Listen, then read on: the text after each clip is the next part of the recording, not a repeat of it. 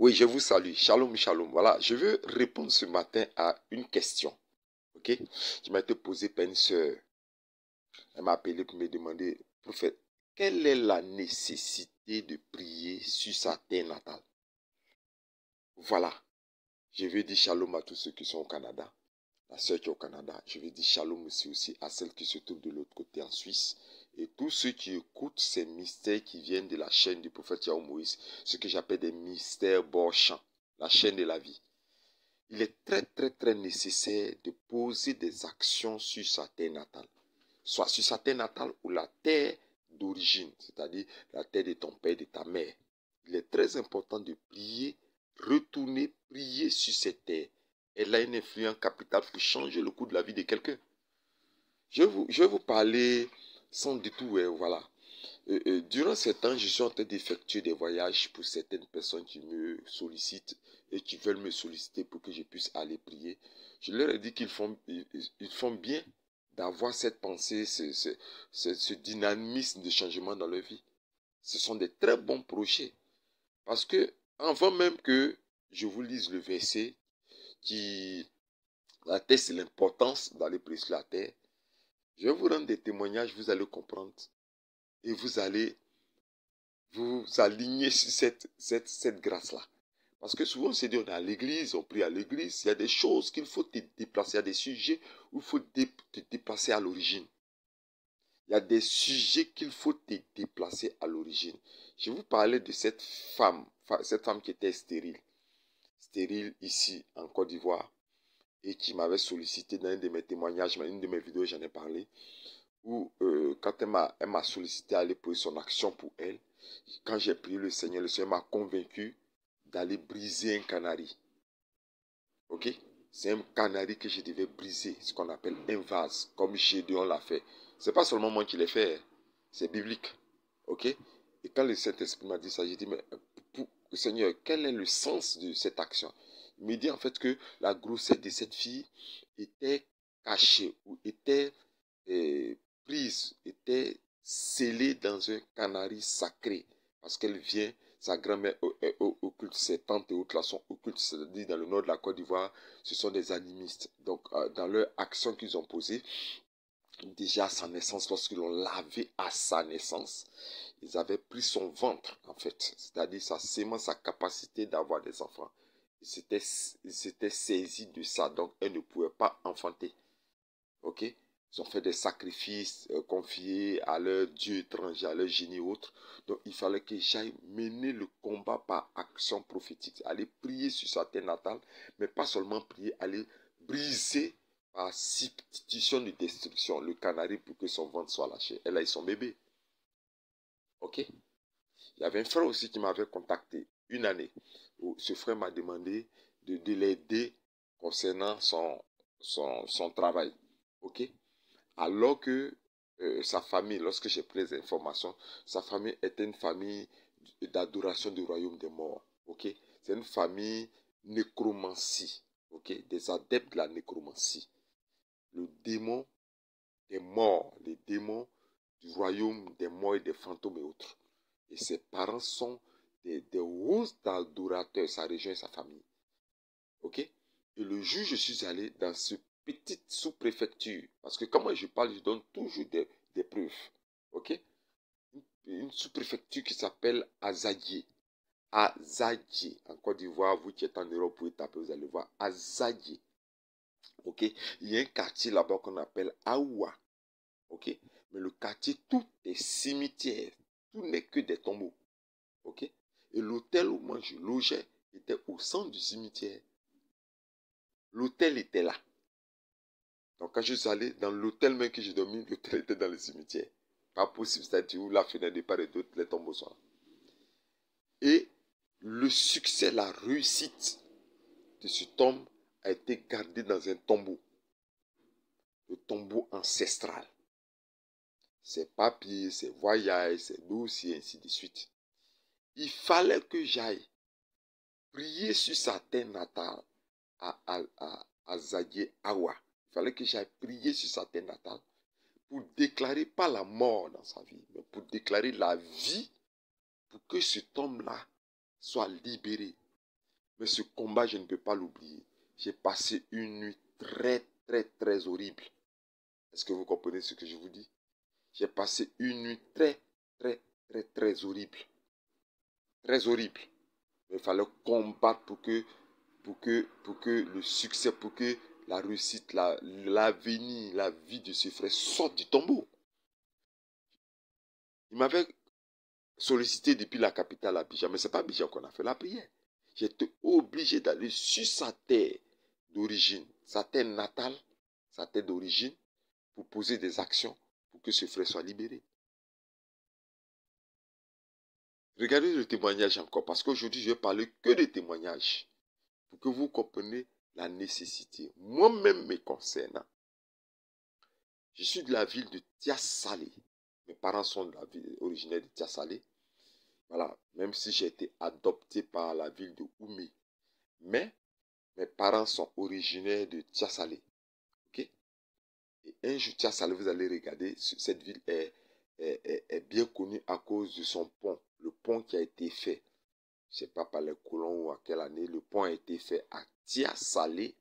Vous pouvez regarder tout sur la carte, bien sûr, ainsi de suite. Tiasalé, Côte d'Ivoire.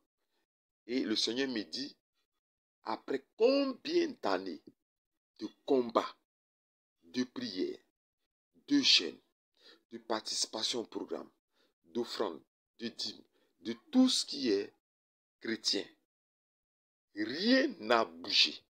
Moi-même, que le Seigneur appelle le prophète, la démonologie. Je peux me dire, oui, j'ai été consacré, je connais tout, je connais les démons, je connais tout et tout. J'ai les prières qu'il faut, je peux le faire.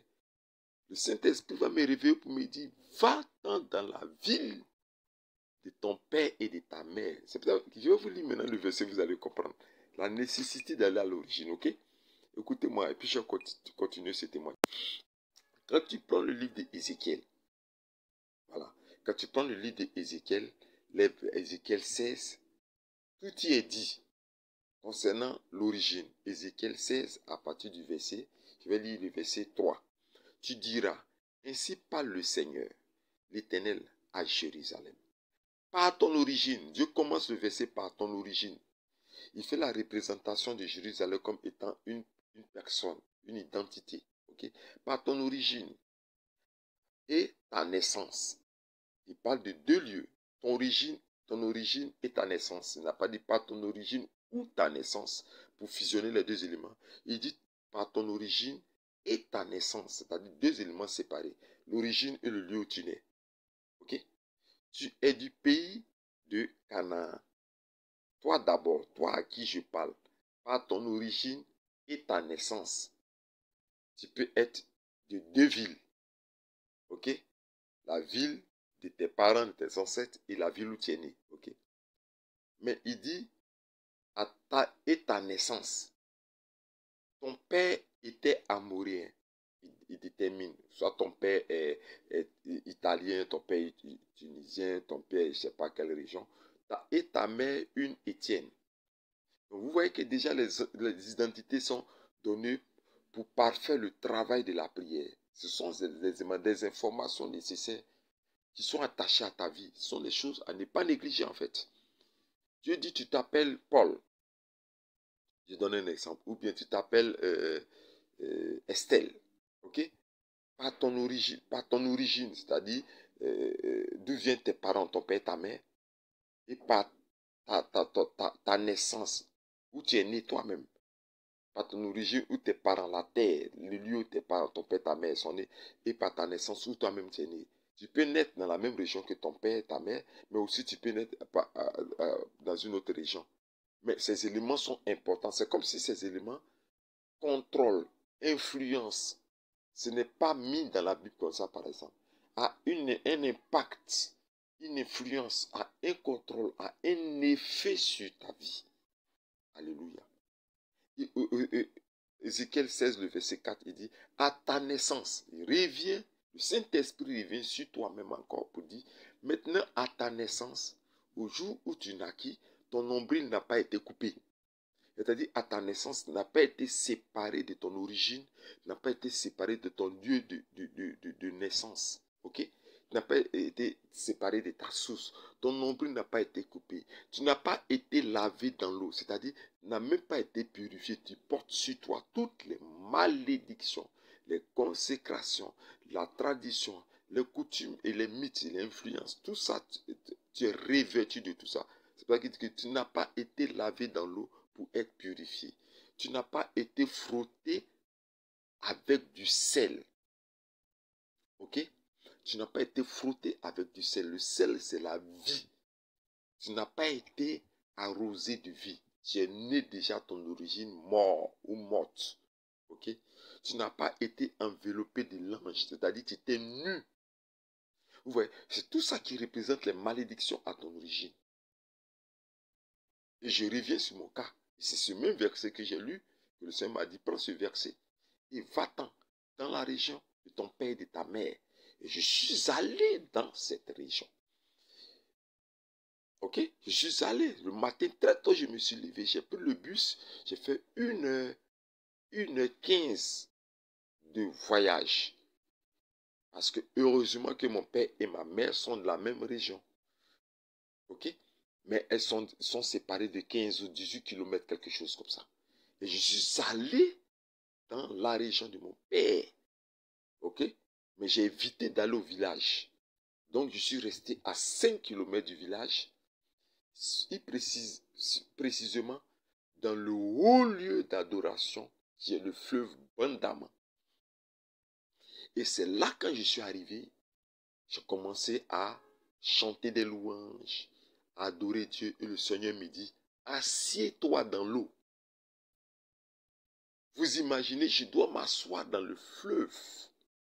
Parce que toute la puissance d'adoration contractée, rakabassa, de mon père et de ma mère, se trouve dans l'eau, puisqu'il y a deux fleuves. Il y a le Bandama, un puissant fleuve mythique et mystique, et le Nzianois et le Nzi, un puissant fleuve mystique et occulte. Il fallait que j'aille m'asseoir dans cette eau. J'ai obéi au Saint-Esprit, je me suis assis dans cette eau, et j'ai fait des hautes déclarations jusqu'à la source. Je ne pouvais pas. J'étais agité par le Saint-Esprit. C'est comme si c'était un feu qui était descendu sur moi. Ma langue proclamait des choses inconnues, des prières par parler des langues. L'eau était couverte d'anges. D'anges. L'eau était couverte d'anges. L'eau était couverte d'anges. C'était terrible. Terrible. J'ai fait exactement 45 minutes non-stop dans l'eau. 45 minutes non-stop dans l'eau. Je suis allé avec 4 éléments. Je suis allé avec le sel, avec l'eau du puits, l'eau de pluie, et puis l'eau de pluie, le puits c'est l'eau de sous la terre, et puis l'eau de pluie qui tombe du ciel. Et je suis allé aussi avec de la vigne. Ok? Je suis allé avec le lait et le miel. J'ai oublié ces 2 éléments. Ça avait 6 éléments. Amen. Et le 7e élément, je suis allé à la parole de Dieu. Amen. Pour faire les 7. Donc, vous comprenez? Pour poser cette action. Et là-bas, j'ai prié, assis dans l'eau. L'eau m'arrivait jusqu'au nombril lorsque j'étais assis. Pour faire des déclarations. Heureusement, ce n'était pas une eau forte. Mais j'ai obéi au Saint-Esprit. Quand j'ai fini cette prière automatique, je ne vous dis pas chose. À l'aller, j'ai pris le bus. Automatiquement, le Saint-Esprit me dit, quitte la ville, retourne, tu verras ma gloire. Automatiquement, j'allais au bord de la route. Il y a une voiture qui m'a pris gratuitement. Une belle voiture, bien climatisée. La personne ne m'a pas pris 5 francs comme si c'est un ange qui m'a pris pour retourner à la capitale. Je ne peux pas oublier ce témoignage. Ok? Et quand j'ai fini pour mon père, je suis retourné pour ma mère dans un village stratégique que vous allez voir sur les cartes Google. Ok? Tapez seulement par GPS ou bien quoi. GPS, carte Google. Le village s'appelle Nzianois. Nzianois. N-Z-I-A-N-O-U-A. Nzianois, Côte d'Ivoire. Vous allez voir cette sous-préfecture, ce grand village. Je suis allé là-bas encore, dans le mythique fleuve de Dinzi. Mais je n'ai pas pu m'asseoir là-bas. Tu ne peux pas t'asseoir dans le Saint-Esprit m'a dit, ici tu ne peux pas t'asseoir. Parce que vous qui croyez que quand Dieu vous dit quelque chose, il ne peut pas changer. Dieu connaît, il connaît le combat spirituel. Il dit ici tu ne peux pas t'asseoir. Là, cette eau, tu ne peux pas t'asseoir dedans. Reste debout. Si tu t'assois dedans, ce n'est pas bon pour toi. C'est comme, je lance les prières partent et reviennent vers moi. Ça ne passe pas. Ils allaient avec ma bien-aimée, elle était à côté. Elle dit, ah papa André, ça passe pas. Il dit non, ici c'est dur, c'est dur. Je lance les prières, les proclamations, ça passe pas. Qu'est-ce que je vais faire? Je suis coincé maintenant. Et là, un serpent, où ma bien-aimée assise, un serpent, les jeunes commencent à poursuivre un serpent qui vient vers elle, elle s'élève. Elle me dit, ah papa, ici là, c'est pas la même chose comme l'autre côté là-bas. Il dit, oui, oui, ici là, tu peux pas.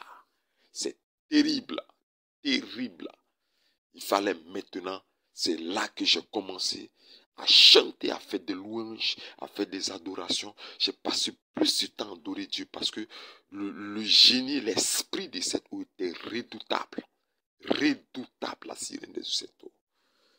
La sirène des eaux était là. Et c'est à ce même moment que le Saint-Esprit va m'inspirer quelque chose. Aller frapper le rocher qui était là. Parce qu'il y avait un rocher qui était dans l'eau.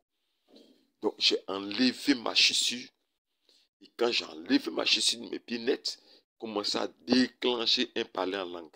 Je vais vous rappeler que dans une de mes premières vidéos, j'avais fait cette mission-là dans ce même village dans les années antérieures, 2008, quelque chose comme ça. Mais quelque chose s'est passé de glorieux. J'ai rendu le témoignage dans une de mes vidéos. Mais il fallait que je reparte pour une deuxième fois. Et c'est pour cette deuxième fois que je vous rends ce témoignage. J'ai pris cette chaussure. Quand j'ai enlevé cette chaussure de mes pieds, j'ai commencé à parler en langue. Terriblement en langue. Il me dit, frappe la pierre. Je commence à frapper la pierre avec ma chaussure. Je ne regarde même pas. Mais la chaussure était fichue, foutue, mais je m'en foutais de ça. Mais c'est de marcher pieds nus. Parce que c'est l'action que je suis en train de poser. Je suis en train de poser une action pour moi et mes enfants de génération en génération. Je frappe le rocher. Le parler en langue déclenche. C'est pas possible. C'est pas possible. Je peux pas. Il saute sur moi-même comme ça. Parce que c'est trop fort. C'est-à-dire c'est un combat invisible. Tu sens que les forces négatives sont en train de combattre les forces positives, les anges, l'armée céleste. Et il y guerre dans le ciel. Comme le dit le livre d'Apocalypse. Satan et le dragon, Satan et ses anges combattit Michel et son armée. Ok, le combat était grand. On dirait que j'allais me déchirer, même si c'était terrible, j'étais obligé de sauter, parce que c'était trop fort. Et quand j'ai senti que la chose a lâché, automatiquement, les éléments avec lesquels je suis parti, j'ai commencé à poser les actions, parce que là-bas, ils allaient bâtir un hôtel à l'Éternel Dieu. Terrible, terrible, terrible. Et quand je suis sorti de ces deux expériences-là, mes ennemis ont commencé à mourir, un à un. Les plus grands sorciers, les plus grands mystiques, ceux qui bloquaient, s'opposaient à ma réussite depuis très longtemps. Il a commencé à avoir une succession de décès. Les grands baobabs de la famille ont commencé à tomber de part et d'autre, commencé à mourir tous. Je vous dis, tous mourir. Ceux qui devaient lâcher ma décès prophétique, ils devaient lâcher mon ministère, ils devaient lâcher mon évolution. Voilà, c'est vrai. Peut-être que je suis en train de toucher peut-être un homme de Dieu. Je suis en train de toucher une servante de Dieu. Il est nécessaire que tu ailles prier sur la tête de ton père, de ta mère, pour que ton ministère prenne un envol glorieux. Pour que ton ministère soit un ministère d'aigle qui prend un envol mondial. Il faut que tu ailles prier sur à ton origine, la tête de ton père et de ta mère. Il faut que tu ailles prier là-bas. Moi, je l'ai fait. La situation a changé quand je suis venu. La situation a changé. La situation, il y a un déclic spirituel terrible, un changement glorieux. Je peux pas, quand je suis venu en même temps, tous ceux qui étaient défavorables sont devenus favorables. Tous ceux qui m'avaient oublié se sont rappelés de moi. Tous ceux qui avaient fermé la main avaient ouvert la main. Tu as commencé à me donner des biens, à nous donner des biens, à offrir beaucoup de biens à ma bien-aimée. À travers moi, beaucoup de choses se sont passées de manière glorieuse. Parce que je suis allé à l'origine pour prier sur la terre de mon père et de ma mère. Je suis allé pour déclarer des paroles. Ce n'est pas parce que tu vas rester à la maison. Il y a des situations où tu ne peux pas rester à la maison. Tu ne peux pas rester chez toi. Tu ne peux pas rester. Tu es obligé de faire le voyage. Si je veux vous rendre le témoignage, on ne va pas finir. Énormément de témoignages qui ont obligé certaines personnes à me solliciter même pour aller dans la forêt sacrée. Je suis allé dans cette ville, c'est sous-préfecture qu'on appelle Aféry, pour aller crier contre l'eau. L'eau s'est déplacée mystiquement pour remplir la seule chambre dans laquelle je dormais. L'eau a éteint, a noyé le portable parce que j'avais filmé l'action que j'étais allé faire. À Aféry, sous-préfecture de Côte d'Ivoire. Aféry, sous-préfecture. Tapez votre GPS, allez sur Google, vous allez voir. Aféry, sous-préfecture de Côte d'Ivoire. Ça va sortir là-bas. C'est dans une ville qu'on appelle Akupé. Vous allez voir. L'eau, mystiquement, j'étais la seule personne que l'eau a remplie. Même le gérant de l'hôtel me dit que lui ne comprend pas ce mécanisme-là. Qu'il est étonné, c'est pas possible. Toutes les chambres sont normales. Bien, c'est moi seul, ma chambre qui est inondée par une eau sur pratiquement 5 cm. Mais c'est terrible. Parce qu'il fallait crier contre une eau qui avait englouti dans son souterrain, sous-marin en fait, l'avenir, la vie d'une famille tout entière. Le cordon ombilical de cette famille était sous l'eau. Un petit marigot comme ça, terrible. Il fallait aller sécher, jeter 2 ou 3 paquets de sel, faire des déclarations comme Élisée a fait, prier sur la terre natale, pour que tous les enfants en jonction, en connexion avec cette eau, tu as une vie malheureuse en Europe. Moi, je vais parler de ceux qui sont partis en Europe, au Canada, aux États-Unis. Vous pensez que vous êtes là-bas, tout va bien chez vous. Hein. Ça ne va pas chez eux. Hein. Vous qui m'écoutez là. Beaucoup me sollicitent parce que les vies, c'est de l'âme. J'ai pitié pour les Guinéens qui sont en France. J'ai pitié pour quel peuple encore? Les gens des RDC là la communauté, la diaspora RDC, c'est pas dans quel pays, c'est Allemagne, quoi. Mais ils sont là-bas, ils souffrent. Ils souffrent. Vous pensez que quand vous allez quitter votre pays, vous allez partir ailleurs là. Vous pensez que je suis parti, c'est fini? Non, les liens, les malédictions ne lâchent pas. Hein. Il est très important que tu pries sur ta terre natale. Je bénis le nom du Seigneur pour toutes ces personnes qui m'ont sollicité en cette fin d'année, qui ont compris ça. Et pour qui j'ai effectué un voyage avant-hier pour une soeur que je garde le nom. Ok? Et je vais encore effectuer des voyages pour tous ceux qui vont me solliciter en Côte d'Ivoire et ailleurs. Même si je ne voyage pas pour aller au Congo et autres.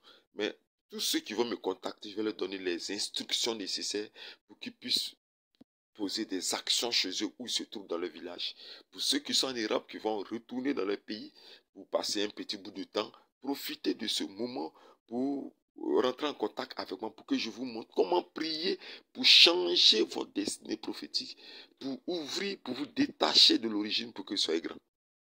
Lisez bien Ézéchiel 16, lisez bien Ézéchiel 16, terminez Ézéchiel chapitre 16, vous allez comprendre, jusqu'au verset 1 jusqu'au verset 9, vous allez comprendre la nécessité d'aller prier sur la terre natale. J'ai tellement de témoignages. Si je veux rendre, je ne pourrais pas terminer cet audio parce qu'il y a tellement de choses à dire. Je veux te le dire en cette fin d'année, parce que c'est en cette fin d'année 2023, pour que tu puisses comprendre la nécessité. Que Dieu te bénisse pour ce message que j'ai annoncé. Que Dieu te bénisse, que Dieu te fasse du bien et que tu ne rentres pas dans la nouvelle année avec ces malédictions. Vous avez mon WhatsApp, vous pouvez rentrer en contact avec moi. Et puis surtout, partagez cet audio, partagez cet audio, cette vidéo. Ok, partagez-la. Abonnez certaines personnes. Appelez certaines personnes à la chaîne La Vie pour ne pas manquer, en cliquant sur la notification, toutes les vidéos que je vais faire. Ça va vous aider. Pour le moment, soutenez ce genre de ministère. Pour vous qui avez du cœur, qui voulez soutenir vraiment ce ministère par vos offrandes, vos dons, vous pouvez le faire pour qu'on puisse continuer à voyager.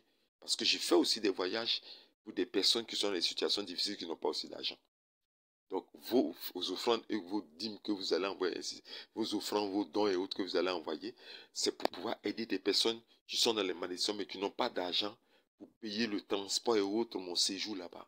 vous êtes en train de faire une œuvre de qualité. Parce que quand vous envoyez vos offrandes et puis vos dons et puis vos actions de grâce pour soutenir le ministère, ce n'est pas pour porter des vers. Si je voulais le faire, j'allais être une star de l'évangile dans le monde entier. Non, c'est pour aider des personnes qui n'ont rien. Parce que certaines personnes sont dans cette situation. Mais il ne peut pas me payer le séjour peut-être de 100 euros, le séjour de 200 euros, il ne peut pas le faire. Ok? Parce qu'ils n'ont pas les moyens. Donc, je suis obligé de moi-même, par amour, prendre dans la caisse pour pouvoir aller faire le voyage pour eux, pour sauver des personnes. Quand elles sont bénies par la suite, ils viennent dire, Monsieur Seigneur, c'est vous vos dons, c'est vous vos participations, c'est vous votre soutien qui permet de pouvoir aider ces personnes malheureuses et ces personnes pauvres. Dieu vous bénira énormément pour cela. De ma part, j'ai été très heureux d'être avec vous ce matin pour vous rendre ce témoignage, pour dire que celui qui est captif, Jésus que se libère. Je termine avec cette parole qui dit dans le livre de Galates 5, le verset 1, c'est pour la liberté que Christ nous a affranchis. C'est pour la liberté que Christ est venu t'affranchir. C'était l'écrivain prophète Yahou Moïse qui était avec vous comme d'habitude, qui vous dit Shalom.